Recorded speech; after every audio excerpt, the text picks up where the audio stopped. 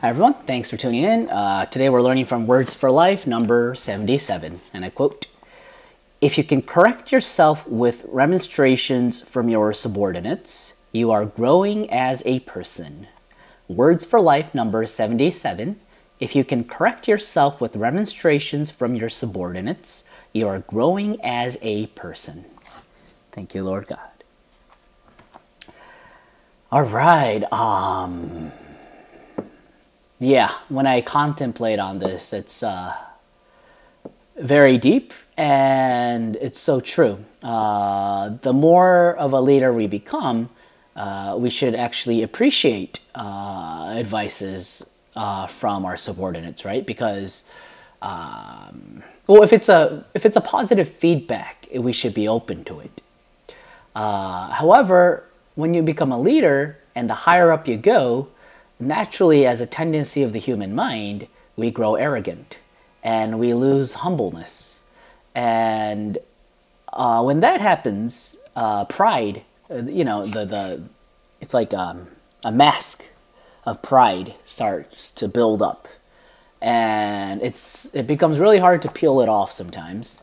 And when you are very proud of yourself, it's hard to listen to people's advice, especially if you're a leader. Can you listen to the voices of the rank and file, ordinary people in your organization, in your company, your subordinates?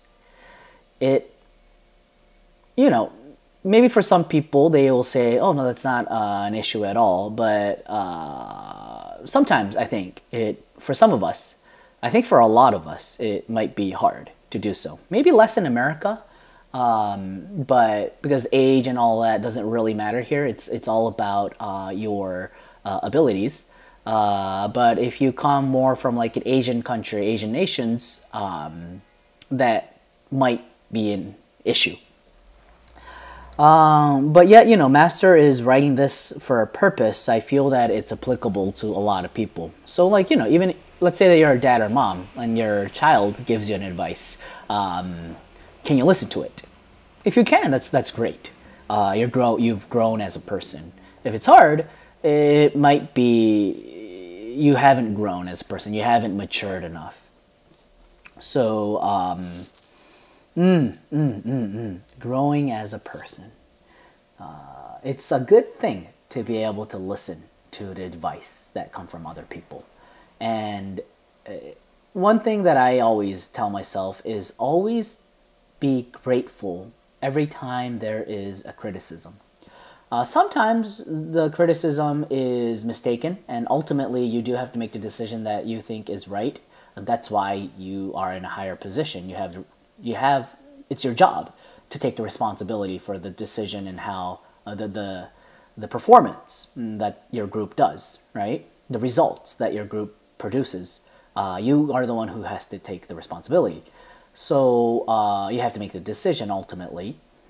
And you can't blame, just because you gathered ideas and information and direction from everyone and you listened to everyone's little pieces of advice and you did it, and let's say the project fails, doesn't mean that you can blame everyone there. You're the only one to blame because you're the leader, right? So when you reach that stage, sometimes there are advices and criticism that you feel is off the mark. But also, Master does say that even if you feel it's wrong, still catch it and listen to it and contemplate it, and then make the decision. And then if you make decisions by doing so, by catching their opinions first, then even if you do make a decision that is a little different from what the people were telling you, they will still feel that you contemplated and kind of acknowledged that idea. And so that's what I try to do. That's why I always try to be grateful for all the criticism that's thrown at us. But it's a discipline, though. It is definitely a discipline, I feel. But if you do that, it's you don't throw away the materials and ingredients that are given to you for you to grow. If you don't accept it, it's like you could be throwing away a precious advice that's been given to you. So, with the standpoint of learning from everything that we go through, the invincible thinking mindset, right? Learning from every aspect of life, I think it's a wonderful sentence that we should apply to our lives. Those are my thoughts. What do you think? Please leave your thoughts in the comment section and see you again tomorrow. Bye bye.